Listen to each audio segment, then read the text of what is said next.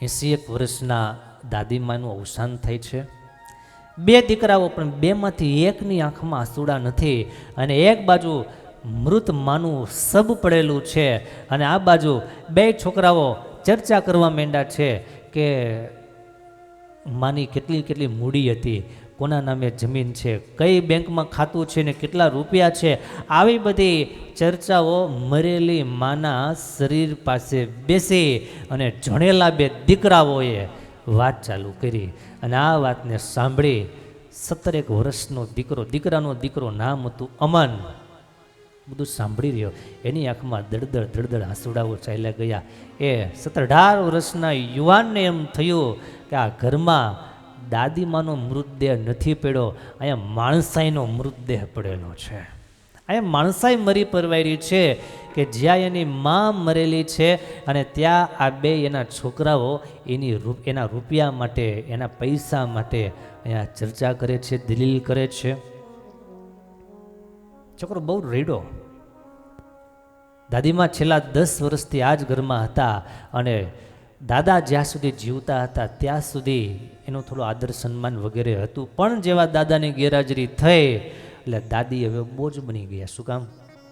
દાદા પાસેથી જે લેવાનું એ બધું છોકરાઓને મળી ગયું. હવે કે દાદીની જરૂર નહીં.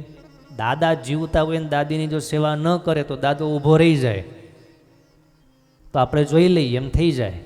પણ જેવા દાદાની ગેરહાજરી થઈ એટલે દાદી રખડતા થઈ ગયા, નોધારા થઈ ગયા. કોઈ સવારમાં એને ચા આપે નહીં, દવા પૂરી થઈ જાય તો દવા લાવવામાં કોઈ સમજે નહીં. ઘરમાં કોઈ મહેમાન આવે તો બાજીને રૂમમાં બેસાડી દે, બહારથી કરી દે બંધ. દાદીમાં ક્યારેય પણ આટલું થવા છતાં ક્યારેય ફરિયાદ ન કરે. યાદ રાખજો, પ્રત્યેક ઘરમાં આવું કોઈને કોઈ પાત્ર હોય જ છે.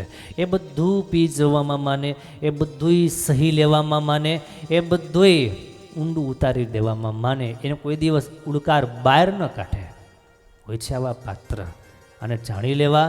એ વયા જાય અને પછી એની પાછળ રડવું, પછી એને યાદ કરવા કરતાં બહેતર છે જીવતા હોય ત્યારે એના ગુણને થોડા યાદ કરી લઈએ. કોઈ પણ આવ્યા હોય કે બહાર બેઠા હોય, આડુસ પાડુસેરે બેઠા હોય તો માજી હસતા હસતા એટલું જ કહેતા, મારે છોકરાઓ ભગવાનની દયાથી સારા છે, પણ થોડા કામકાજમાં વ્યસ્ત રહેતા હોય, બિઝી રહેતા હોય, એટલે મારી સાથે બહુ બેસવાનું ન થાય, વાતચીત ન થાય, પણ છોકરાઓ બહુ સારા છે. છતાંય માં આવા ઉદ્ગારો કાઢતી. અમૃત ભરેલા ઓડકાર આને કહેવાય. આ બધું જ પેલો છોકરો અમન બધું જોતો હતો. દરરોજ રાત્રે દાદીની પાસે આવીને બેસી જાય, બે અલગ મલકની વાતો કરે, અને દાદીમાં વાત કરે કે હું જઈશ ને બેટા ત્યારે તું મને યાદ કરીશો. આટલી જ વાત કરે. અમન ગુસ્સે થઈ જાય અને રાડ પાડીને કે દાદી તું ક્યાંય જવાની નથી, તારે ક્યાંય જવાનું નથી.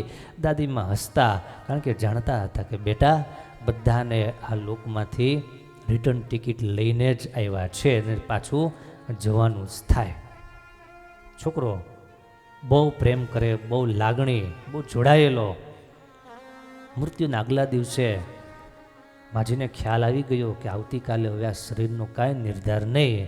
એટલે દીકરાનો દીકરો જે અમન હતો 18 વર્ષનો, એમને બોલાવ્યો અને કહે છે, એની પાસે એક જૂની પાસબુક હતી બેંકની, અને બેંકની પાસબુક આપી અને કીધું કે જો બેટા એક મારી વાત માનીશ.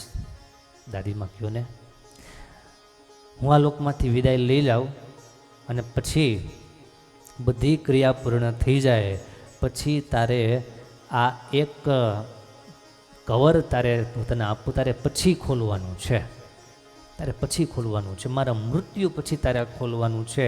બોલ પ્રોમિસ? છોકરો કહે છે માં પ્રોમિસ. દાદીમાને પૂછ્યું હાથમાં લેતા લેતા, પણ દાદી આમાં છે શું? દાદી હસતા હસતા કીધું, મારું આખું જીવન આની અંદર છે, આખું જીવન મારું આમાં છે, પણ આજે નહીં ખોલતો, એ હું જાઉં પછી ખોલજે. બીજા દિવસે દાદીમાનું અવસાન થયું, અંતિમ સંસ્કાર થયા. 13મા દિવસની વિધિ કરવામાં આવી અને પછી નવી વિધિ શરૂ થઈ. કઈ? મિલકતની, ભાગ પાડવાની. મિલકતની ગણતરી શરૂ થઈ, પણ નવાઈની વાતે દાદીમાના નામે કોઈ જમીન મળી નહીં, કોઈ ફિક્સ ડિપોઝિટ મળી નહીં. છોકરાઓને એમ હતું કે રૂપિયા ઘણા બધા ખાતામાં હશે ને માટે પાસબુક વગેરે બધું એ સાચવી રાખે છે. પણ બધું તપાસ કરતાં ખબર પડી કે કાંઈ છે નહીં. બેયને વિચાર એવો આવવા માંડ્યો કે આ દાદીએ, આ માજીએ બધું નાખ્યું ક્યાં, મરતા મરતા કહેતા ન ગયા. અને ત્યારે પેલા છોકરાએ પાસબુક લઈ અને આપી કે લ્યો, દાદીમાએ મને કીધું તું હું જાઉં પછી બધી ક્રિયા પૂરી થઈ જાય પછી આ પાસબુક તારા બાપને આપજે, પપ્પાને આપજે, માટે આ લ્યો પાસબુક. પાસબુક જ્યાં ખોલી અને અંદર 317 રૂપિયા ઘડી વારીને અને રાખેલા પાસબુકની અંદર. છોકરાઓને હસવું આવ્યું કે 317 રૂપિયા બસ એટલા જ? પાસબુકનું બીજું પાનું ફેરવું, કદાચ ન્યાય કંઈક રાખ્યું હોય તો પાસબુકનું પેજ ફેરવું, એક કાગળ નીકળો અને કાગળ વાંચતા પરિવારના એક એક સભ્ય ઘા ખાઈ ગયા. એમાં એવું લખેલું હતું કે મારા બાળકો, જ્યારે તમે આ પત્ર વાંચશો ત્યારે હું હવે અહીં નહીં હોઈશ, હું તમારી સાથે નહીં હોઈશ. તમે કદાચ મારી પાસબુકમાં પૈસા શોધી રહ્યા હશો, પણ પૈસા નથી, એ મારું ખાતું છે. પહેલું પાનું ખોલો. પછી બીજું પેજ ખોલ્યું અને એમાં માજીએ પોતાના હાથે લખેલું, ઈસવીસન 1988માં મારા મોટા દીકરાને એન્જિનિયરિંગની ફી ભરવાના હતા, કોઈ વ્યવસ્થા નહોતી, ત્યારે મારા લગ્નમાં એક હોનાની બંગડી હતી, વેચીને મેં 42,000 ભર્યા હતા. બીજું પાનું ખોલ્યું, 1992માં નાના દીકરાને મેડિકલ માટે બિલ ચૂકવવાનું તો બીમાર પડેલો, ત્યારે મારી પાસે એક સોનાની ચેન હતી, મારી માએ મને આપેલી ચેન એને વેચી 28,000 રૂપિયા એમાંથી મેં આપેલા. ત્રીજું પેજ ખોલ્યું, ઈસવીસન 1998માં ઘર બનાવવા માટે રકમ ઘટતી હતી, તે દિવસે મેં મારા બધા દાગીના વેચી અને પોણા 2,01,75,000 રૂપિયા તે દિવસે મારે આપવાના થયા હતા. ચોથું પાનું ખોલ્યું, 2005માં દીકરાનો ધંધો ડીમ થયો, ખોટમાં ગયો, નાદારી નોંધાવી, તે દિવસે મેં મારી એફડી તોડી અને 3 લાખ રૂપિયા મેં તે દિવસે ચૂકવેલા. પાંચમું પાનું ખોલ્યું, 2011માં દીકરાની વહુને પુત્ર વધુનું ઓપરેશન કરવાનું હતું, મારી પાસે જે કાંઈ બચત હતી એ બધી જ બચત મેં પૂરી કરી નાખી. અને આટલી વાત સાંભળતા છેલ્લે આંકડો લખેલો કે ત્યાર સુધીમાં જમા કરાયેલ કુલ રકમ 18,67,000 રૂપિયા અને પાછું આવેલી રકમ 0 રૂપીસ. આ બધાએ મેં ચૂકવા છે, પણ બદલામાં મારે કાંઈ આ કોઈ ફરિયાદ નથી.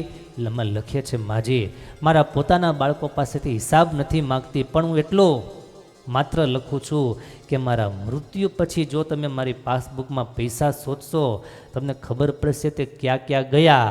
મેં બેંકમાં જમા નથી કરાવ્યા, મેં મારા પરિવારને માટે જે કાંઈ રકમ હતી જમા કરાવી છે. ઓરડો સાવ શાંત થઈ ગયો, કોઈની હિંમત નહોતી કાંઈ બોલવાની. પત્ર પૂરો થતો નહોતો.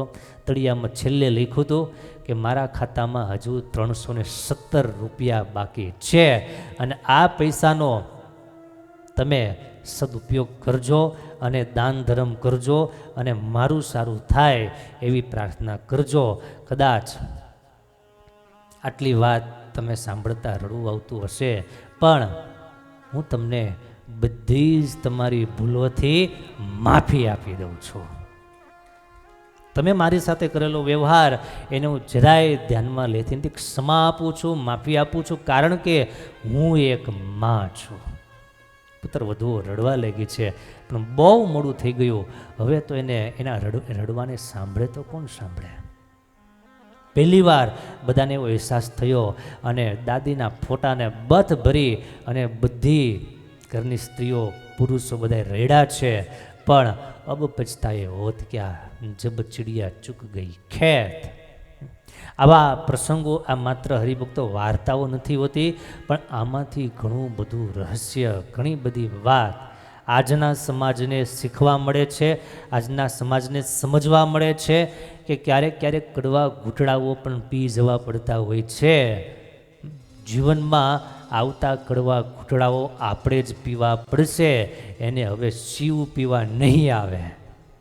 એ આપણે જ શિવ બની અને એને પી જવા પડશે. જો જીવનને સારી રીતે જીવવું હોય, જીવનને સારી રીતે માણવું હોય, તો આ નાની એવી વાત પ્રત્યેક ગ્રહસ્થએ, પ્રત્યેક માણસ માત્રએ સાંભળવું પડશે, સમજવું પડશે અને સ્વીકારવું પડશે.